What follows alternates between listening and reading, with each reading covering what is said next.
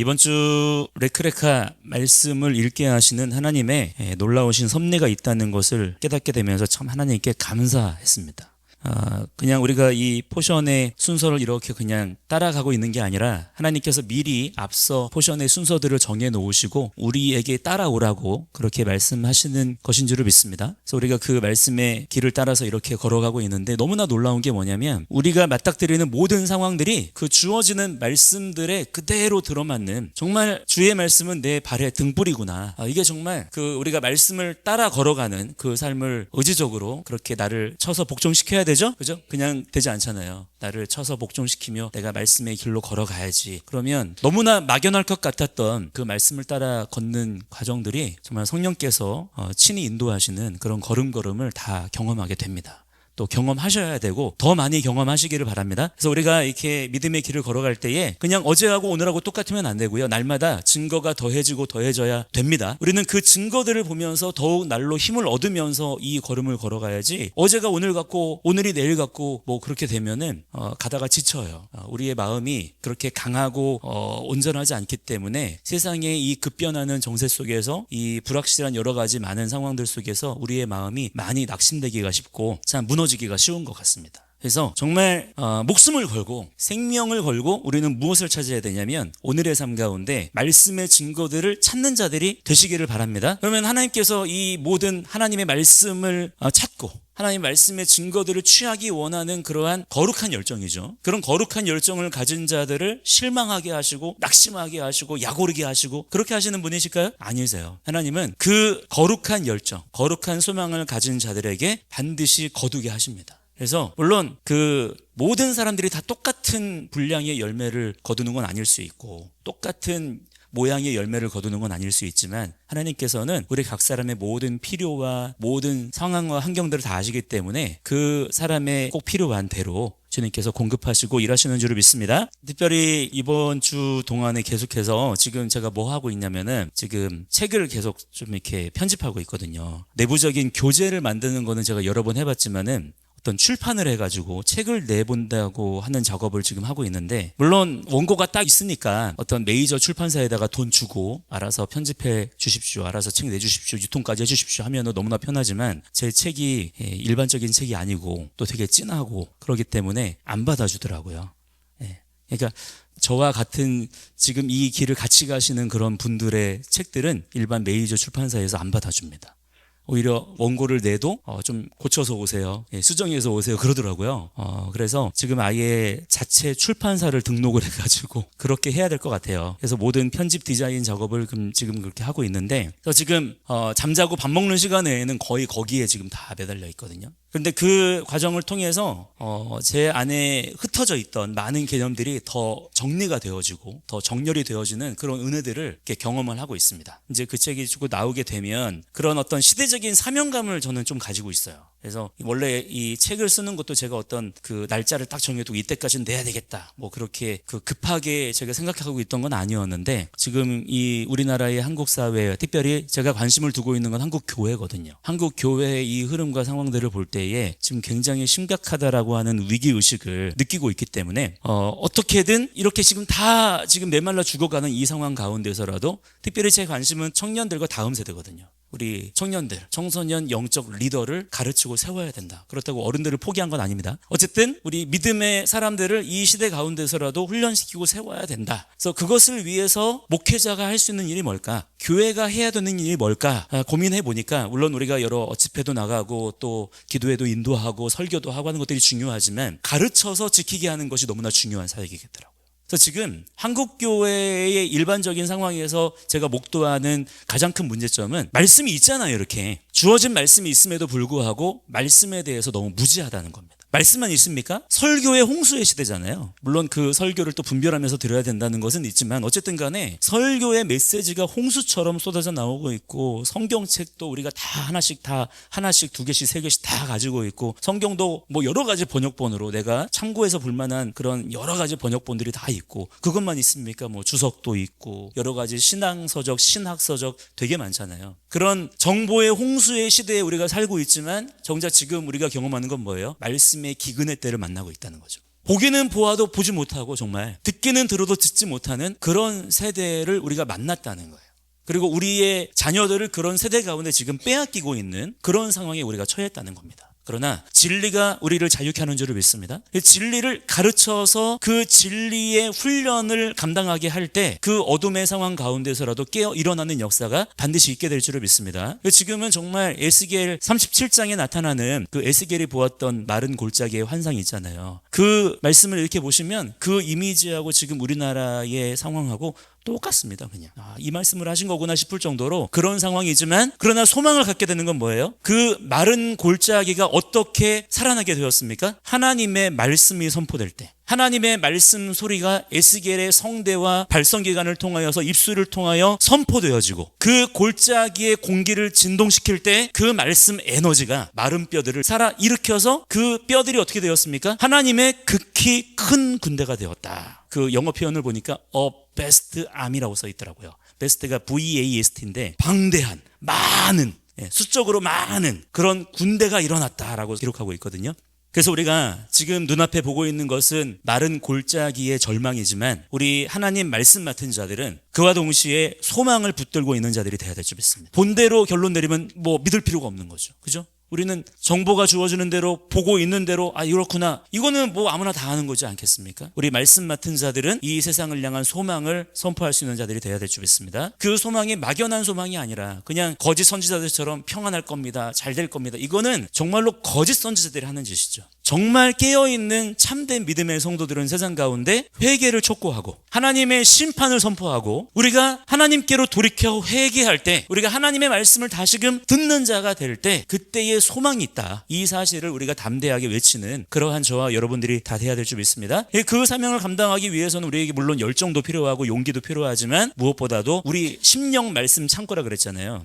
우리 말씀 창고 안에 말씀이 가득가득 채워지도록 그 채워지는 그 과정, 그 노력, 그 시간들이 필요하다는 거죠. 그래서 우리는 사실은 이 땅을 살면서 제일 많은 열정과 어떤 노력을 기울여야 할 부분이 뭐냐면 말씀을 공부하는 것입니다. 성경은요, 그냥 우리 필요할 때 한번 읽고 쓱 지나가라고 주신 게 아니고요, 하나님의 말씀은 우리의 삶의 기준이고 원리이고 또한 우리의 삶의 구체적인 방법들까지도 다 우리에게 가르쳐 주시는 하나님의 언약의 말씀인 것을 믿으시기 바랍니다. 그렇기 때문에 이 말씀을 우리가 그냥 대충 알면 될까요? 안 될까요? 안 되는 것이죠. 그래서 기본적으로 우리는 하나님 말씀을 이거를 나라쉬라고 그래요. 그게 뭐냐면 연구하는 겁니다. 연구가 뭐예요? 내가 그것을 더 깊이 알고자 애를 쓰면서 그렇게 공부하는 거잖아요. 공부 중에서도 최고 레벨의 공부이지 않습니까? 연구라고 하는 거는. 우리는 하나님 말씀을 연구하는 자들이에요. 그렇게 읽어야 됩니다. 하나님 말씀에 눈에 불을 켜고 열정을 가지고 연구할 줄 아는 자들이 되어야 될 줄 믿습니다. 이것이 너무나 중요하다고 하는 거예요. 우리에게 말씀을 주셨고 이 말씀을 읽을 수 있고 그 말씀을 연구할 수 있는 놀라운 진리의 자유를 주셨는데, 우리가 예수 믿고 나서 이 놀라운 진리의 자유를 얻었음에도 사용하지 않는다면 얼마나 그것이 사실은 참 어리석은 일이 되겠습니까? 그래서 성령의 능력으로, 성령의 지혜와 능력으로, 성령의 지혜와 능력이 무엇입니까? 여러 가지 하나님께서 우리에게 주시는 놀라우신 은혜와 능력이 있지만 그 중에서도 말씀을 깨닫게 하시는 능력, 할렐루야, 과연 그러한가? 우리가 말씀에 대한 열정을 가지고 하나님 말씀을 통해서 진리를 깨닫고자 할 때 우리의 지적인 노력만으로 말씀을 이해할 수 있는 것이 아니라 성령께서 조명하신다 그러잖아요. 그러니까 빛 비추셔서 우리에게 깨닫게 하시는 그분의 말씀이 있습니다. 그 말씀을 우리가 날로 더욱 알아가는 자들이 되어야 된다는 거예요. 그래서 이스라엘 백성들이 애굽에서 출애굽해서 40년 동안을 광야에서 지냈잖아요. 그러나 한번 생각해 보시면 이스라엘 백성들이 광야에서 40년 동안 지내는 동안에 42번 진을 쳤거든요. 그 다음에 여러 전쟁도 있었고 여러 가지 많은 에피소드도 있었지만 그거 가지고 40년을 다 설명할 수가 있겠습니까? 성경에 기록되지 않은 많은 나날들이 있었을 거잖아요. 그 모든 40년의 날들이 다 일일이 기록된 건 아니잖아요. 그 날들 동안에는 과연 뭐 하고 있었을까요? 그러니까 이동하지 않는 동안에, 이동하는 시간보다는 오히려 정착해 있는 시간들이 더 많았습니다. 그럼 그 정착해 있는 동안에는 과연 그들이 광야에서 뭐 했을까요? 광야에서 농사를 지을 수가 있나요? 아니면 장사를 할 수가 있나요? 광야에다가 성을 지을 수가 있나요? 사실 광야라고 하는 것은 아무것도 할 게 없는 땅이기도 합니다. 완전히 불모지기 때문에 아무것도 할 게 없는 거예요. 사실은 광야는 머무르는 땅이 아니라 지나가는 땅인 거죠. 근데 하나님께서는 의도적으로 이스라엘 백성들을 그 광야 땅으로 이끌어내셔서 40년을 그 땅에서 운행하시는 겁니다. 그런데 유대인의 미드라시의 기록에 보니까 이스라엘 백성들이 그 40년의 광야 여정 동안에 정착해 있는 동안 뭐를 했냐, 이동하는 시간 빼고 하나님께서 모세를 통하여 주신 율법 토라의 말씀을 계속 암송한 말씀을 자기의 자손들에게 가르치고 이거 하느라고 모든 시간들을 다 썼다는 거예요. 다른 거 할 게 없는 거예요. 하나님께서 이스라엘 백성들에게 요구하신 것은 너희들이 가나안 땅에 들어가기 전에 말씀으로 푹 잠겨서, 말씀으로 침례되어서, 말씀의 생수 안에 잠긴 채로 그 가나안 땅에 들어가는 자들이 되어야 된다는 거예요. 그래서 40년 동안 말씀 훈련을 그렇게 시키신 거예요. 그래서 이스라엘 백성들이 그렇게 가나안 땅으로 들어갔을 때에 말씀으로 무장이 되는 거예요. 신명기에 보시면은 여호수아서에서 이제는 여리고성 전쟁을 시작으로 해가지고 가나안 땅 전쟁이 시작되잖아요. 요단강을 건너기 직전에 주어지는 말씀이 신명기 말씀인데, 그러니까 전쟁을 목전에 두고 있는 그런 타이밍에 주어진 말씀이에요. 근데 원래 전쟁 직전이라면 뭐 해야 됩니까? 칼을 갈고 닦고 전쟁 물자를 점검하고 전열을 가다듬고, 그죠? 이런 전쟁 준비를 실제로 해야 될 텐데 하나님께서는 이스라엘 백성들에게 모세를 통하여서 전쟁 준비를 어떻게 하게 하십니까? 그동안에 40년 동안 들었고 배워왔던 하나님의 그 말씀을 다시 복습하게 하시는 거예요. 다시 재무장하게 하시는 거예요. 말씀으로 충만하게 하신 다음에 그 다음에 대장 여호수아를 따라서 가나안 땅으로 진격해 들어갔던 것을 볼 수가 있는 것입니다. 이것이 단순히 옛날의 그 이스라엘의 어떤 무용담, 어떤 역사 이야기가 아니라 바로 지금의 우리의 성도의 삶을 또한 주님께서 가르쳐 주시는 것이라고 하는 거죠. 그래서 지금 우리의 상황도 똑같지 않습니까? 지금 마지막 때에 이 엄청난 지금 영적 전쟁을 목전에 두고 있는, 이미 지금 전쟁 중이지만 앞으로 점점 더 큰 심각한 전쟁의 상황들이 우리 가운데 다가올 텐데, 우리가 그래서 지금 이렇게 우리에게 주어진 시간들 동안에 더욱 우리가 훈련되어지고 강한 용사로 성장해야 될 줄 믿습니다. 그걸 어떻게 하는 거예요? 더욱 하나님의 말씀에 푹 잠겨져 있는 그러한 말씀에 능숙한 자들이 다 되셔야 될 줄 믿습니다. 그래서 하나님께서 이번 주에 우리에게 주시는 말씀이 뭐냐면 레카, 너는 너를 위하여 가라, 너를 향하여 가라, 너에게로 가라 라고 말씀하시는 거예요. 그러니까 사실 이 말씀이 되게 이질감이 느껴지는 게 뭐냐면, 레카가 뭐냐면 야, 너에게로 가라, 너를 위해서 가라, 너를 향하여 가라, 너를 찾아라, 이런 말씀이잖아요. 근데 하나님께서 그 레카의 발걸음을 통해 아브라함을 이제 갈대아 우르 땅에서 벗어나게 하셔서 가나안 땅으로 가라고 하실 때 기대할 수 있는 게 뭡니까? 하나님께서 아브라함을 이제 복을 주시고 평탄하게 하시고 아브라함을 강하게 하시고, 왜? 강한 나라, 큰 나라를 이루라고 하셨으니까 하나님께서 그렇게 복을 주시고 잘 되게 하시고 그런 걸 우리가 기대하지 않겠어요? 근데 아브라함이 그 레카의 발걸음을 걸어가면서 경험하는 게 뭡니까? 여러 많은 환난을 경험하게 되고 시험을 만나게 되고 대적을 만나게 되고 어려움을 겪고 갈등을 겪고 이런 상황들이 자꾸만 주어지는 거잖아요. 그 이유가 무엇일까요? 하나님께서는 그 걸음을 그냥 걸어가도록 하시는 게 아니라 훈련을 통해서 더욱 강하고 담대한 걸음으로 그 걸음을 걷게 하시는 것을 우리가 볼 수가 있는 것입니다. 그래서 우리의 삶에도 마찬가지예요. 하나님께서 우리에게 걷게 하시는 걸음은 후운으로 시작해서 련으로 끝납니다. 우리의 모든 삶의 걸음은 훈련의 걸음이에요.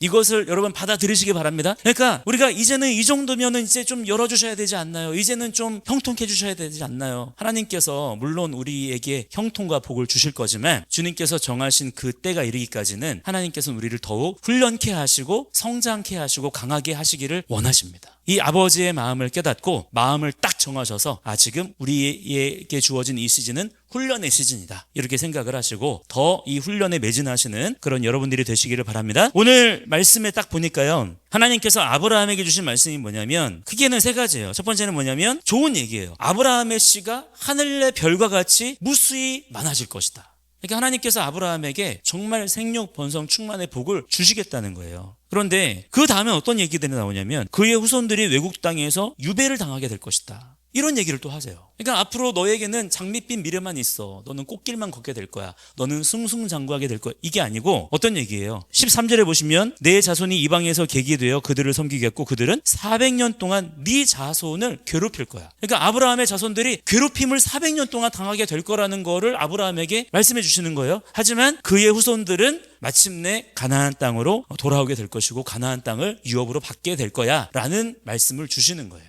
우리가 아브라함의 입장에서 하나님께서 갈대아 우르, 이 갈대아 우르가 뭐냐면 빛이거든요. 그러니까 그 당시는 바벨탑을 중심으로 해가지고 이제 니무롯이 딱 그 세상의 통치권을 딱 짊어지고 바벨론을 중심으로 한 그런 나라였는데, 이 갈대아 우르는 바벨론 중에서도 중심이에요. 그리고 바벨론의 빛이라고 하는 이름을 가지고 있는 그 땅에 살고 있었거든요. 그 땅에서 떠나게 하셨어요. 그리고 하나님께서 그에게 사명을 주시면서 내가 너로 큰 나라를 이루고 천하 만민이 너를 통해서 복을 받게 될 거야, 이런 말씀을 주셨는데 정작 하나님께서 아브라함에게 말씀하시는 것은 뭐예요? 네 자손이 이방에서 객이 될 거고 그 자손들이 그들을 섬길 거고 400년 동안 네 자손들이 괴로울 거야, 이런 얘기들을 하실 때 솔직히 받아들이기가 참 쉬웠겠습니까? 그런데 아브라함은 이 말씀에 아멘 하고 걸어가는 거예요. 왜 그럴까요? 아브라함에게 중요했던 것은 나의 만족과 나의 비전과 나의 꿈과 나의 야망이 아니라 무엇입니까? 하나님의 말씀의 언약이 성취되는 것, 여기에 모든 삶의 초점을 두고 있었기 때문에 이런 사실은 인간적으로 많이 번민이 되고 고민이 되는 그런 어려운 얘기를 들었어도 그의 믿음이 흔들려요? 흔들리지 않아요? 흔들리지 않고 끝까지 그의 레카의 걸음을 완주할 수 있었던 것입니다.